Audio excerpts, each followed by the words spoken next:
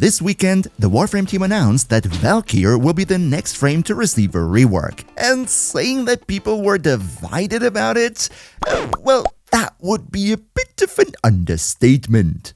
So today, I want to take a deep look into not only what exactly is changing, but also we're going to do some example calculations, build theory crafting, and see if this rework really destroys Valkyr the way we know her or not.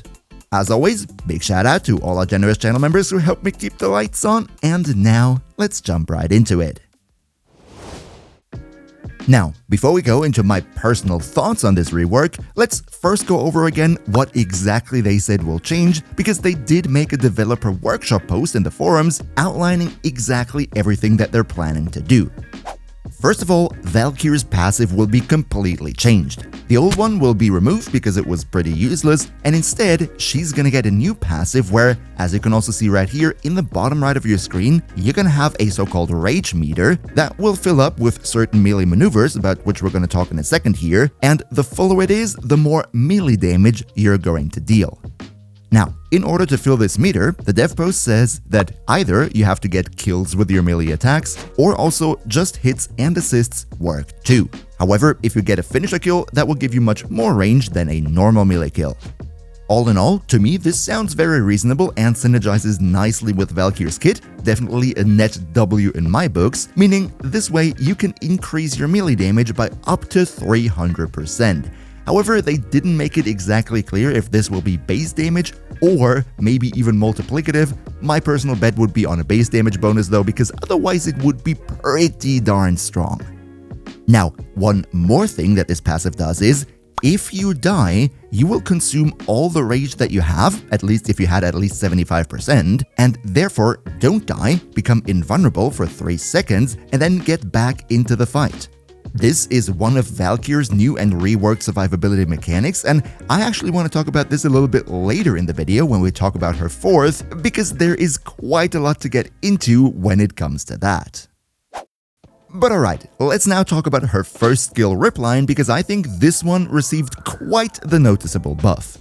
First of all, what they gave it is general parkour improvements, making it less tedious to play. For example, now Ripline doesn't cancel mid-flight anymore, you have more ease of use and increased speed, as you can also see in the background. It's quite Spider-Man-y now, to be honest, but it can be also cancelled mid-flight by doing a double jump, and I think in general these parkour improvements with Ripline are a very good change, making it much more fun to play.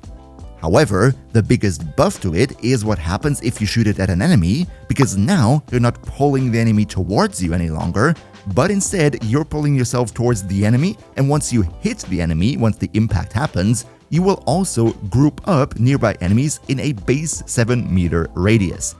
This radius scales with ability range, so you can jump up, fly down on an enemy with the Ripline, pull in nearby foes, and then smash them all into pieces with your claws.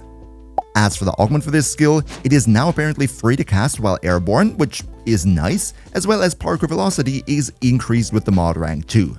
Not sure how great that's going to be in practice, we'll have to see once the rework comes live, but I think the most important and most notable change here would be that you can now group up enemies. Let's next talk about her second ability, Warcry, which at base gives you more melee attack speed and more armor. That has not changed. However, what did change here is that we got a lot of ease of use, so for example, you can now recast it, it has a bit of a longer base duration, the effects of the ability will be in affinity range, meaning 50 meters at base, but you will probably also be able to use tools to increase your affinity range if you want to make that even bigger, meaning you could effectively go negative range and still have a 50 meter radius on this effect. And they also said that they're going to make it in a way that if an ally goes out of that range, they will lose the buff, but if they come back into the range, they will gain the buff again. However, Warcry will no longer slow enemies, that has been moved into her third ability, about which we're going to talk in a second here, and you can now also cast this skill while moving. Overall, just slight adjustments, but I think welcome ones nonetheless.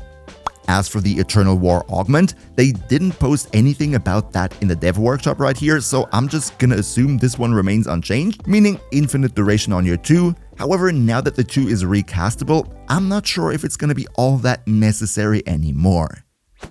Up next, her third ability, Paralysis, got quite the rework, and I think that was desperately needed, because let's be honest, in the past it was not all that amazing. First of all, now you're not going to lose shields anymore, but you just cast it with energy.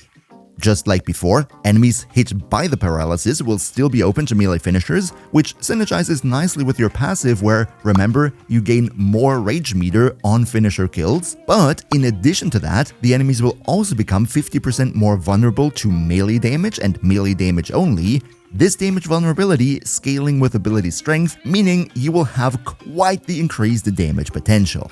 Also, the slow that previously the enemies got from Warcry will now be inflicted by Paralysis with a base slow of 30%, also scaling with ability strength, and it's going to be updated to only be an upper body animation, so you can move and cast it at the same time. However, what's really interesting to me is the changes to the augment, that being that enemies hit by paralysis will now be ragdolled towards you, which will solve a problem that has been with the augment before, that being that if the enemies are in an animation from a status effect, like if they're currently getting burned, that would prevent them from being pulled in towards you. Now with this ragdoll change, that means you will always pull in every enemy that is hit by it, making it a much more reliable grouping tool than before. Maybe you want to subsume over your first skill and would lose the grouping ability from that, then you can go and use the augment for paralysis instead. Now, so far, all the changes, let's be honest, were pretty darn decent and a net positive for her. However, now let's talk about her fourth ability, Hysteria, which was definitely the most controversial change, because unlike before, where you would be constantly invincible while you have your claws out, Hysteria, going forward, will no longer make you invulnerable, and this is the reason that many players, me included, are a bit scared of where this whole update is going to go, so that is also the main thing that I want to focus on in this video. So yeah, the biggest change right off the bat, Hysteria no longer makes you completely invulnerable, so you can die. That is of course an unfortunate change for all the Valkyrie lovers out there. However, I do understand the thought behind it, because the devs said that the whole thought behind Valkyr was to have a really tanky, high armor Warframe, but then again, if you're just invincible all the time anyway, then why would you need health or armor in the first place? So instead, what they want to try to do with it going forward is making her extremely health tanky instead. And in a minute here, we're going to do an example calculation to see whether that whole thing works out or not. But let's first go over more details on the changes of Hysteria. First of all, while it is on, you will be immune to status effects, which is definitely nice because that means no knockdown, no toxin, no nothing. The energy drain has been reduced to a maximum of 10 energy per second, making it much easier to keep this thing up. However, instead of healing you for a percentage of the damage that you deal, you will now heal 50 health per hit, scaling with ability strength, which I think is a bit weaker than the percentage-based damage. However, it's going to make it more consistent, so even if you hit very tanky enemies that you don't deal much damage to, you're still going to ensure a decent health income. One good thing is that the self-reflection damage that Hysteria gives you if it runs out, that has been removed completely, so you're not going to accidentally unalive yourself anymore. And finally, in order to somewhat circumvent the loss of invincibility, the armor bonus from Warcry is going to be tripled during Hysteria, so you're going to have a very, very, very high armor count, giving you a good damage reduction to ensure that you're still going to be very survivable. But how survivable exactly? Let's make an example calculation to find out. Now, when it comes to survivability with this rework, Valkyr will also have an increase to her base health and base armor. Normal and Prime Valkyr are going to go from 270 base health to 450, which is definitely very welcome, whereas normal base Valkyr is going to go from 630 to 800 armor, and the Prime from 735 to 935. In an ideal situation, you would run the new Valkyr with a triple Umbral setup, going for Umbral Intensify, Fiber, and Vitality. However, given the fact that a triple Umbral setup is a very high investment, for the example calculations that we're about to do now, I will assume that you're only going to go with double Umbral, that being Vitality and Fiber, whereas for the Intensify part, you're going to use the R conversion. So, when you're using Umbral Vitality and Umbral Fiber at the same time, that means you're going to get plus 130% health and plus 130% armor. Meaning for the normal Valkyr, this would bring you from 450 health to round about 1000, let's just stick with that figure for simplicity, whereas your armor is going to increase from 800, the new base, to round about 1800. Just in case you're wondering, that would mean an 85% damage reduction just from modding health and armor alone. However, even though 1800 armor is a lot, that will of course not be the only thing, because you're probably gonna have your buff from Warcry up all the time, which gives you additional armor, and remember, with the new Hysteria, that armor buff is going to be tripled while you have Hysteria on. So, this right here is the calculation formula for the armor buff that Warcry gives you. When you have Warcry on, your total armor will be based on your armor mods that you have, the modifier from Warcry, which is 50% at base, scaling with your ability strength modifier. Now, to make an example right here, I'm just gonna assume we're dealing with a 200% ability strength Valkyr. I know right now we're playing her with much more than that, but going forward I think building her into range is actually gonna be a decent thing. That's why I rather be a bit more pessimistic here, going for a 200% strength. This would mean on just Warcry alone, we have 800 base armor times 1 plus the armor mods, which would be 130%, so 1.3, plus the Warcry modifier of 50%, times 2 for the 200% ability strength, meaning with Warcry, we're going to be ending up at 2640 armor, or around about a 90% damage reduction.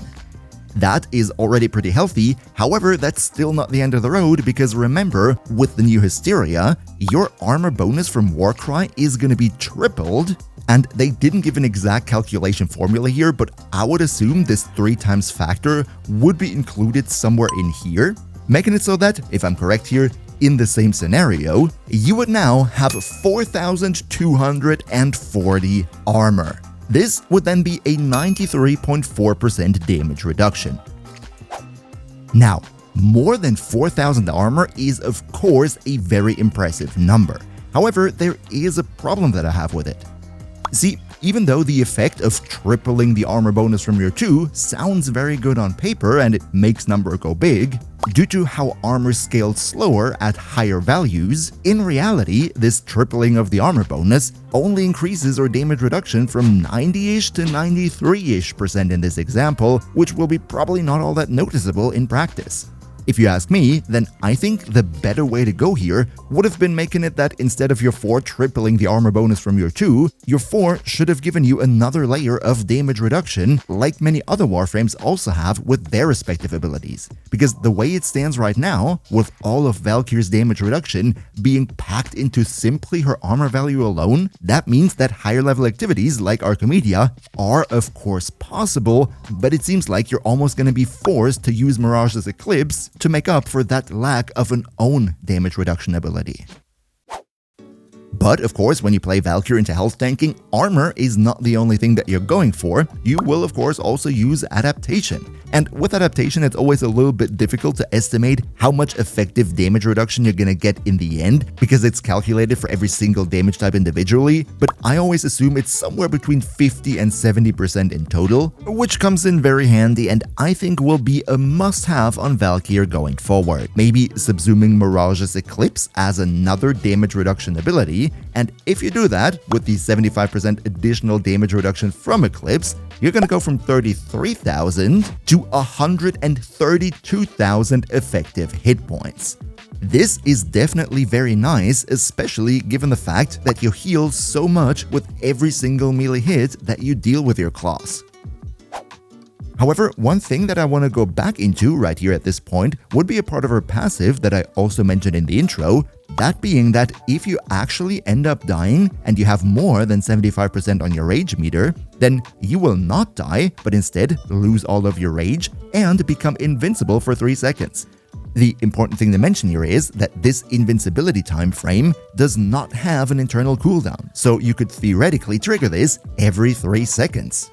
This is, I think, very interesting because on paper, it would allow you that even though you lost your invincibility, you could still kinda sorta stay constantly invincible if you were just able to manage to stack up your rage meter to 75% again before the 3 seconds of invincibility are over.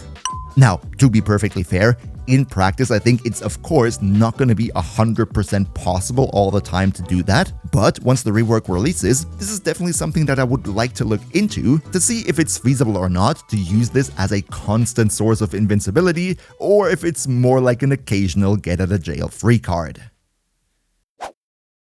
So yeah, long story short, when it comes to survivability, I personally think you're not gonna have any issues even in deep Archimedia. However, if you really want to go Void Cascade level cap or anything, then yeah, sure. Valkyr without her invincibility going forward is gonna make that pretty much impossible. For 95% of the player base though, I personally think it's not gonna make all that much of a difference in survivability. But feel free to leave me your opinion on the changes in the comments down below. Just keep in mind, please be civil. Now, very quick before we move on, Hysteria of course also has an augment, and they're gonna strengthen that even further. Previously, you get 200% more crit chance and crit damage on your claws. Now it's gonna be 350. So yeah, we're gonna see some big numbers, that's for sure. And up next, I want to talk a little bit about her claws. Now, Valkyr's claws have always been a little bit meh, because their normal attacks didn't have any proper modifiers, and really the only good thing you could do with them is the spin to win attack, and the rest was garbage.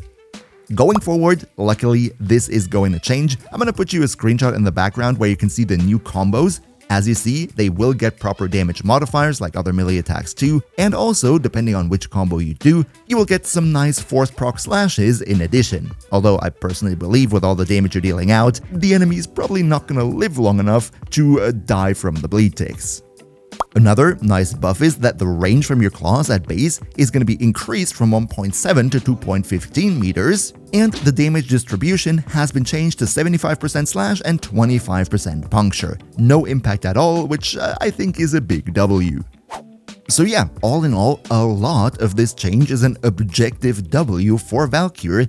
The only point of contention was the fact that she loses her invincibility, and if you are a Valkyr enjoyer who likes to take her into very long endurance runs and benefit off of the invincibility, then yes, this update is probably gonna hurt Valkyr's usage in those scenarios. My only problem that I have is the fact that all her damage reduction is purely coming from armor, and she doesn't get any innate damage reduction ability like other melee frames have. Therefore, the question for me personally would be, what sets future Valkyr apart from frames like Baruch, like Atlas? Why would I want to play her over them? What makes her unique going forward? Yeah, I know that was a purely rhetorical question. Of course, the Heirloom Skin, isn't it? And if you want to know everything that's coming in the next update, then also don't miss my recent dev stream recap right here. Another massive shout out to Niels V, Demon Lord Cell, Demon Emperor, Emperor Prime, Nos Linux Gaming, Turtlepeer, Lycon Shepherd, Ondakanio2, Pepperwolf, Mihawky, Phil the Meme, Socrates the Almighty Rat, Liu Murasaki, Damon, Shadow Lockhart, and all other generous channel members for your continuous support. We see each other, hopefully in the next one, and until then, as always, good loot.